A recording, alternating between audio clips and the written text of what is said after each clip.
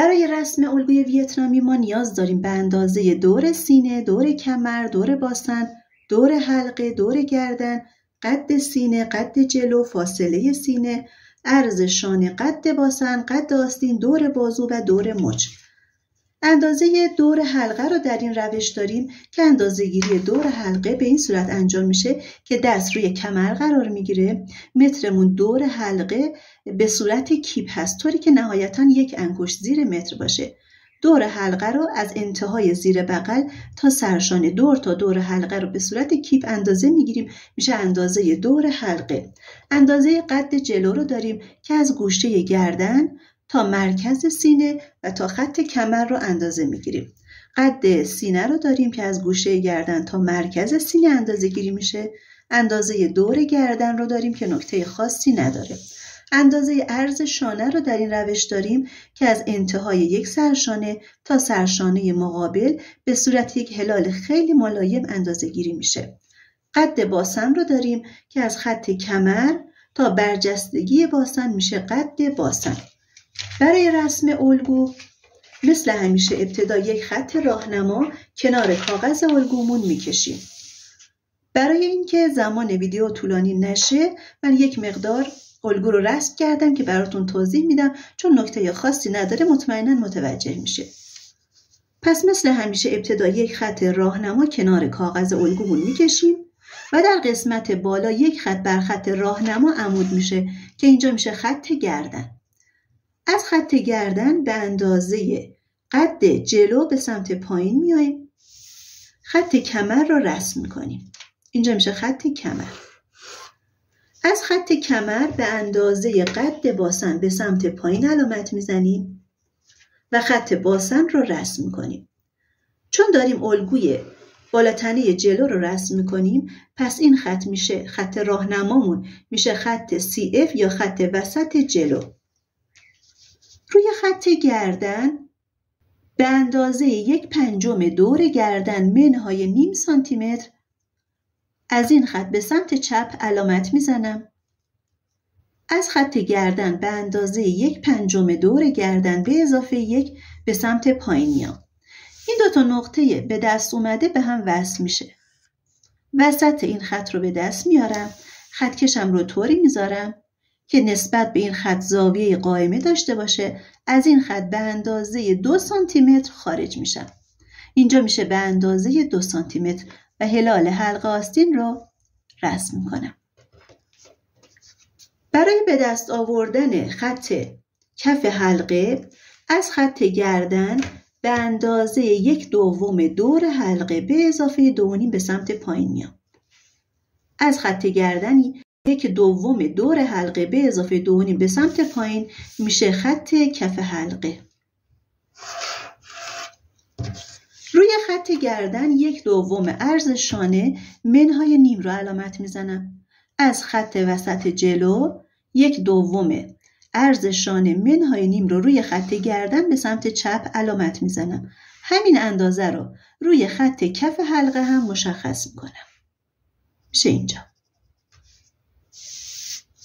برای شیب شانه از این نقطه به اندازه 1/10 عرض شانه به اضافه نیم پایین میام. فرض میکنیم عرض شانه 40 هست، تقسیم بر 10 میشه 4 سانتیمتر، به اضافه نیم میشه 4.5. پس از اینجا به اندازه 4.5 سانت به صورت خط عمود به سمت پایین میام. این نقاط به هم وصل میشه، اندازه سرشانه الگومون به دست میاد.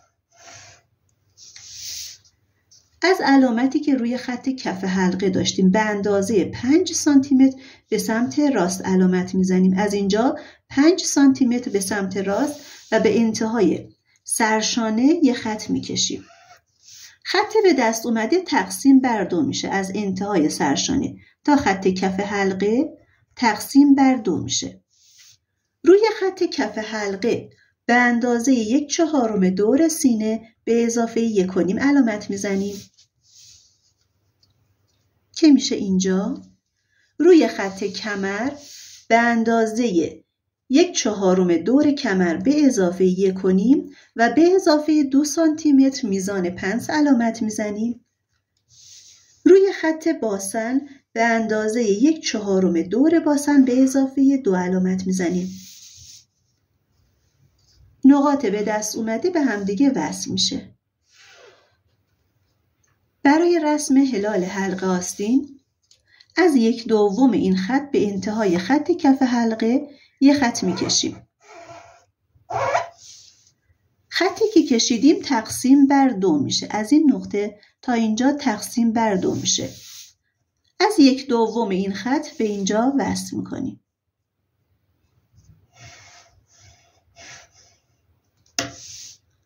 این خط تقسیم بر 3 میشه. از این نقطه تا اینجا تقسیم بر 3 میشه. از علامتی که اینجا داشتیم به اندازه نیم سانتیمتر به سمت داخل علامت میزنیم. از انتهای سرشانه به این نیم سانتی که داخل شدیم به 1/3 اولیه وصل میشه و هلال حلقه آستین به دست میاد. برای اینکه لقی حلقه آستین رو از بین ببریم از اینجا به اندازه 1.5 سانت به سمت بالا میریم و هلال حلقه آستین به این صورت رسم میشه.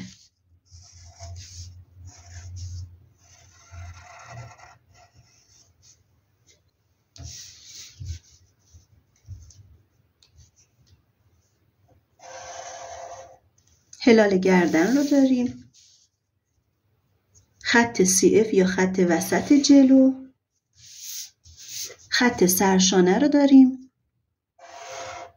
و هلال حلقه آستین.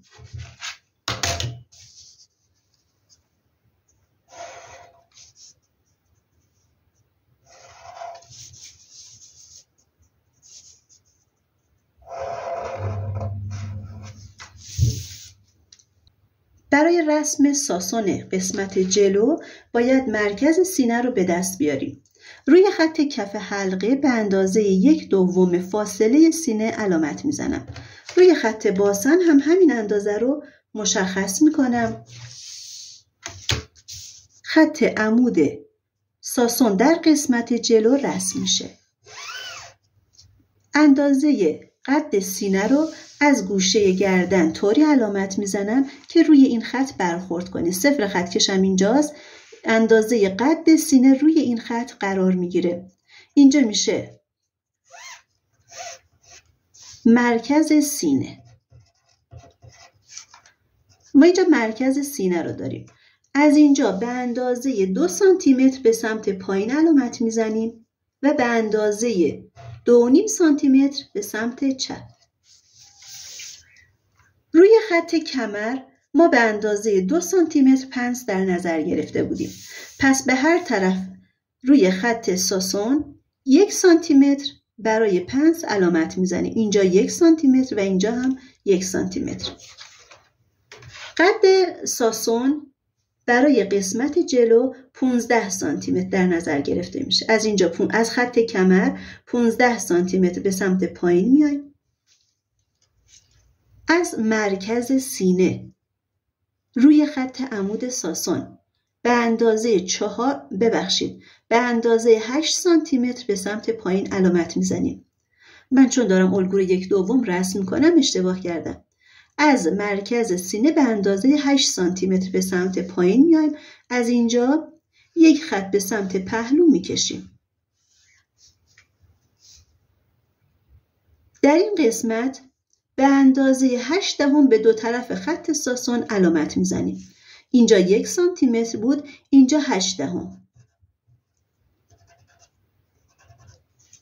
ساسون قسمت جلو رو رسم میکنیم. از این 2 سانتی که پایین اومده بودیم.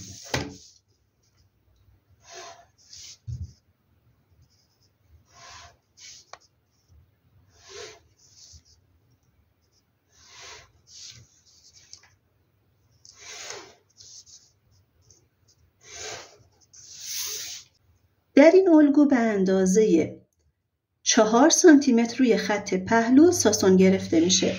پس از این خط روی خط پهلو به اندازه 4 سانتیمتر به سمت بالا علامت میزنیم. وسط این خط رو هم مشخص میکنیم. از این نقاط به این 2.5 سانتی که از سینه به سمت چپ علامت زده بودیم، از مرکز سینه به سمت چپ علامت زده بودیم وصل میکنیم.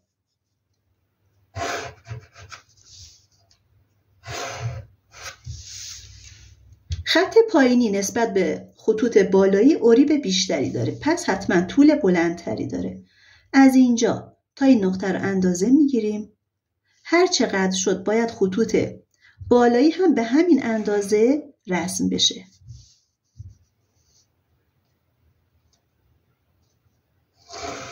به این صورت طول 3 خط پنسمون با همدیگه برابر میشه. الان این 3 تا خط با همدیگه برابر شدن. از انتهای این خط به انتهای خط دوم و به انتهای خط سوم وصل میکنیم و از اینجا به این 1.5 سانتی که به سمت بالا اومده بودیم. به این صورت خط پهلوی الگوی جلو هم رسم میشه.